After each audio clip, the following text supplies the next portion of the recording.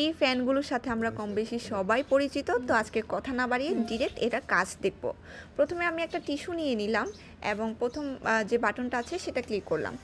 দেখুন কি স্পিডে বাতাসটা আসছে এবং টিস্যুটা কিন্তু একদম উপরের দিকে উঠে গেছে। তারপরে আবার প্রেস করলাম, এখন কিন্তু স্পিডটা আরও বেড়ে গেছে। মানে টোটাল আপনারা 2টা স্পিডের বাটন পাচ্ছেন এবং লাস্টে আবার ক্লিক করব, এটা একদম অফ হয়ে যাচ্ছে। দেখতে পাচ্ছেন কি সুন্দর। তারপর এই 3টার কাজটা কিন্তু সেমই। এখানেও আপনারা 2বার প্রেস করতে পারবেন বাটনটা। এই যে নাম্বার 1, নাম্বার 2 এবং লাস্টে হচ্ছে একদম অফ হয়ে যাবে।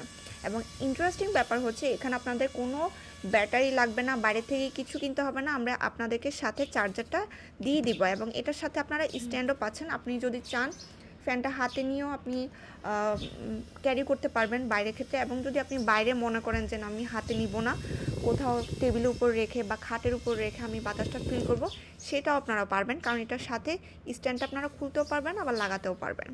খুবই ইজি, ট্রাভেলের ক্ষেত্রে অনেক বেস্ট।